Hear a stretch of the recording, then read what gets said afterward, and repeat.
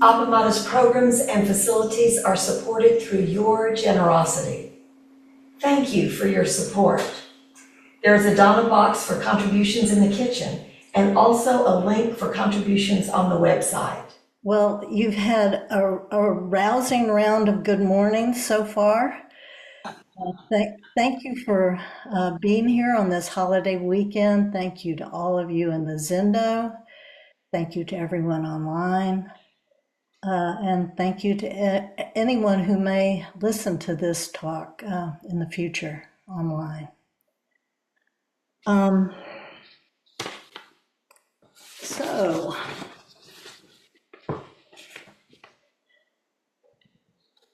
today's talk is on Zazen, our essential practice. And sometimes this is easy to forget because we participate in so many groups, wonderful groups here at Appamada: Inquiry, Depth in Practice, Women in Zen, and that's just to name a few. It's easy to forget that Zazen is at the heart of each of these groups. It is Zazen that each of us, it is in Zazen that each of us live the Buddha way. We don't sit to become enlightened. Zazen itself is enlightened activity. As we sit Zazen, we gradually learn to live this enlightened activity in the moments of our life off the cushion. Zazen is the heart not only of our Appamada groups, but also of all of our practices. It is the lifeblood of our Bodhisattva vow, and also of all of our other practices which are associated with the Bodhisattva vow, precepts and perfections. Without the core of Zazen, our practice in the world may be lovely and helpful, but incomplete. In Zazen, the self-centered dream begins to dissolve. Giving and receiving become united. It is Zazen that opens our hearts and minds to life as it is, as it really is. And I began to learn this lesson early in my practice life at Appamada. In my first few practice discussions with Peg, I was puzzled that all she wanted to talk about, and some of you have heard this story, all she wanted to talk about were the details of my sitting practice. I found this really puzzling. After a few sessions like this, she asked me to begin each session by stating my full name and practice. So the first time I did this, I said, "My name is Ellen Hippard and my practice is Zen." And Peg said, "Zen is not a practice." She said, "Your practice is Zazen." And it was like a little light went on in my mind. Oh, my practice is Zazen. And then for over a year, I'm sure it was over a year, I began each session with Peg like that. "My name is Ellen Hippard, and my practice is Zazen." And that was such a perfect teaching for me. Stating my full name was quite grounding. I could not escape it. and Zazen, that my practice is Zazen. It got right to the heart of the matter very quickly.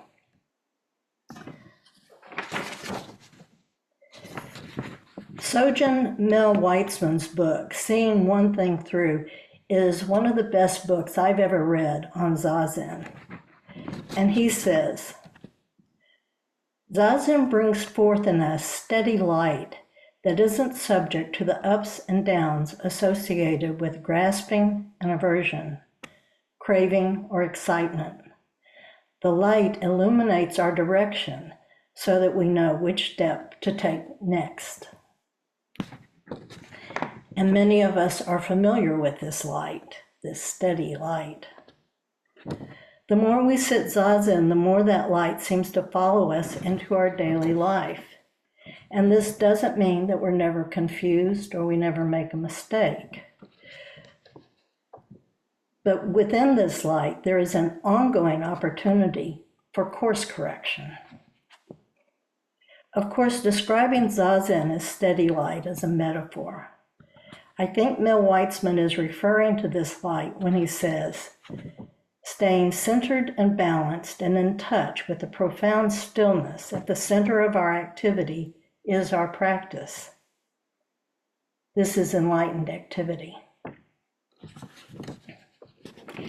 Even though we may understand the importance of Zazen, our lives become busy and it's easy to forget. Mel Weitzman offers us this perspective. Zazen is not just another activity like running or studying. It is not just another add-on to our agenda of activities. Complete practice is total integration. We have been given the problems of a long-distance runner. Daily practice plus periodic concentrated events called sessions or intensives require a certain amount of dedication, intention, and time.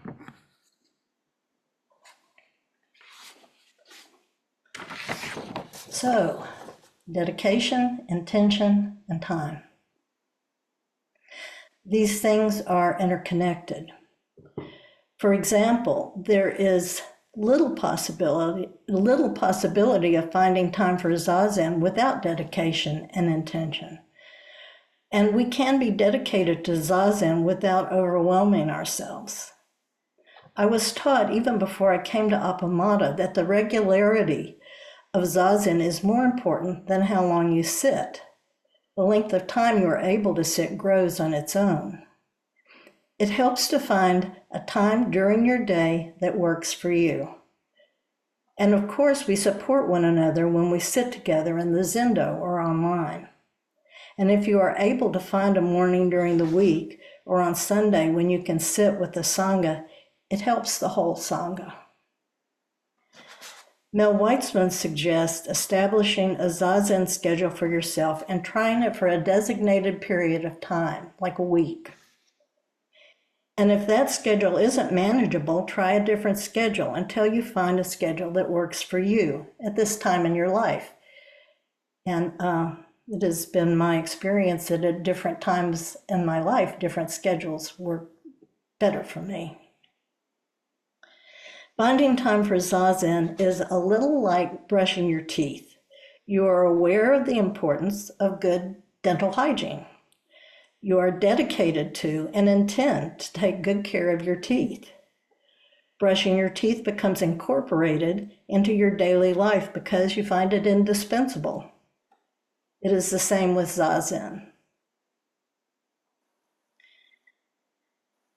With dedication and intention, you find a schedule that works for you.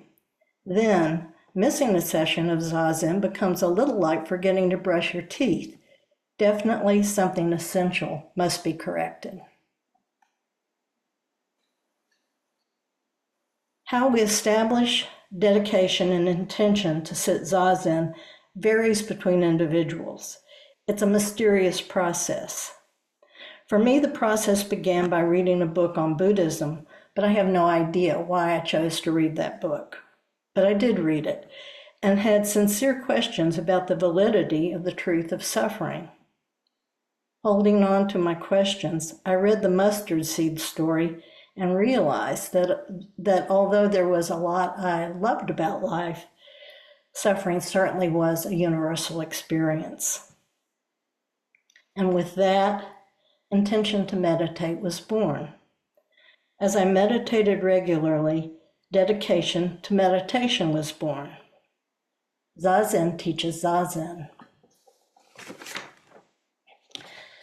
So today, we're going to have a chance to explore our own Zazen practice.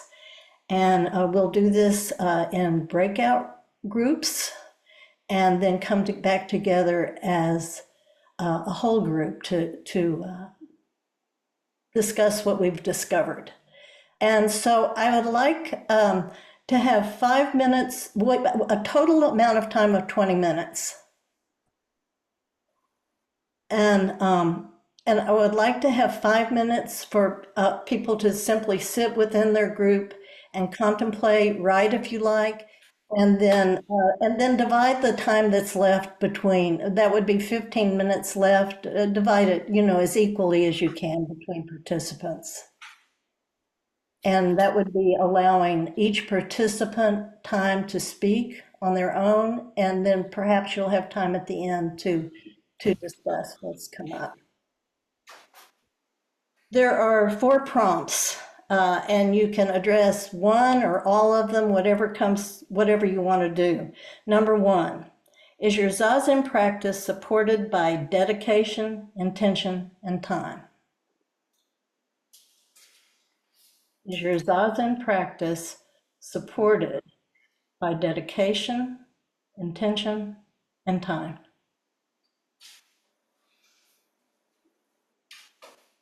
Number 2, what hinders your Zazen practice?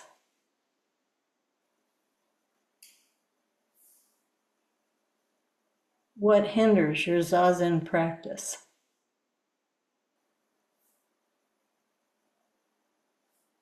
Number 3, how can we support each other in our practice of Zazen?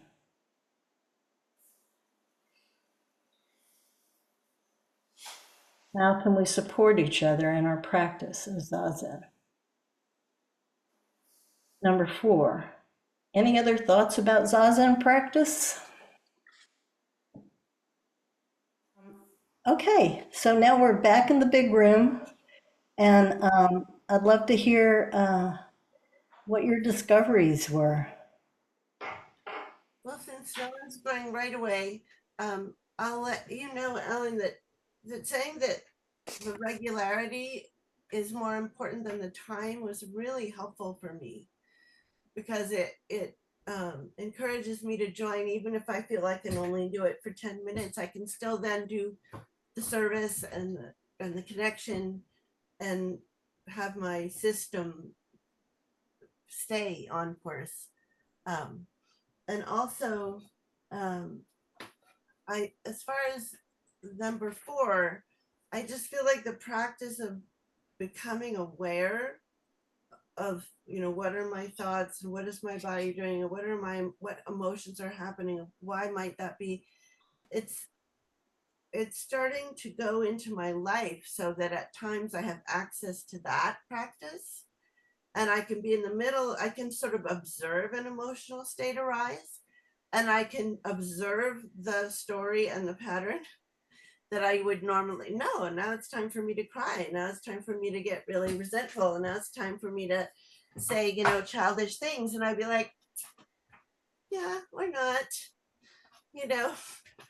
It's sort of like a film that I don't have to play. So anyway, those are 2 of my thoughts. Thank you. Thank you so much. Thank you, Jeanette. Anybody in the Zendo have anything to say? Yeah, I'll say that when we were sharing, Manuel was saying that this kind of exercise he feels like supports us all in our practice. So sharing what we do and what our thoughts are about Zazen, what we do in Zazen. And I was struck by that too this morning during orientation, that we talked, you and I and Julia and Marla talked a little bit about, something really simple, like what do we do with our gaze when we're sitting? And we do different things. So it's kind of, that's an interesting and supportive thing, I think, to realize that everybody's got their own way. I think that's right, and I feel the same way about it. It was so great having you walk through the forms and sitting form down to the detail of your gaze. I mean, I think that might be even a good thing to, like, it would be sort of Dharma talk-ish, have a session like that in the Zendo. I think that would be so great. It was really supportive of my own practice, really, to hear how you practice and hear everything you had to say about those forms. So yeah, it was great. I see Joel's hand. I very grateful for this talk, Ellen. And I've been reading recently about that there's a ceremony that happened at the full moon and maybe at the new moon in the original Sangha, where people would get together for confession and repentance and rededication, and that there was people would say things about how they, had basically failed in their practice to the group, and uh, I was just thinking that, that sounds a lot like what I didn't like about Catholicism, but your talk today seems like something that could be the center of a full moon gathering. That it is just a reminder that sitting in Zazen is not just mindfulness, but that it is enlightened activity in and of itself. It is repentance in and of itself. And something that we've been reading in Living by Vow from Sohaku Okamura. But that there's so much in the very simple things that you said that could be a reminder for rededication if we were ever to start a full moon ceremony type of thing at Appamada, which I've been thinking about suggesting as something for our future. So thank you very much for this and for this chance to share it with Marla, who is so dedicated and so inspiring. Thank you. Thank you so much for saying that about dedication. That clarifies it. And especially an opportunity to come together and dedicate, become dedicated to our practice. And there's also the aspect of dedicating your practice. I mean, we're not sitting for ourselves, just ourselves. We're sitting for everybody. Thank you, Joel. We have a little more time if anybody else has something to say. Rosemary. We have Rosemary. Oh, Rosemary, I can't see you. Please go ahead. Hi, Ellen. Thank you so much.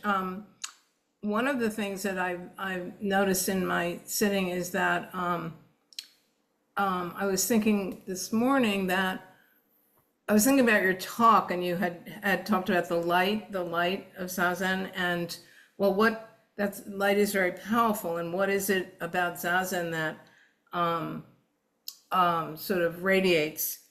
And I was thinking that the connection between the breath and the mind, that the breath connects the body and the mind, and that's very powerful. So for me, the connection to all of those who suffer is something that Zazen enables me to be with.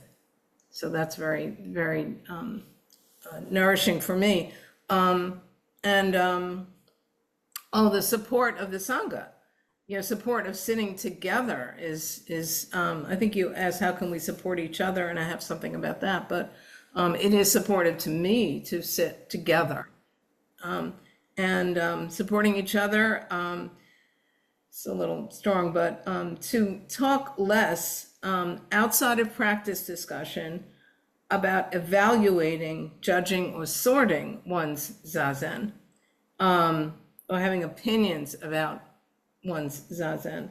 All Zazen is perfect, but if you're distressed, you need to maybe speak in practice discussion if you become distressed, but focus more on the quality of the return to the present moment if distracted.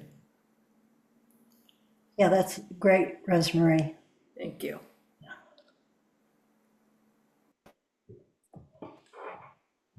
Let's see. We met, is there anyone else who would like to speak? In that case, I think we will end. Thank you so much.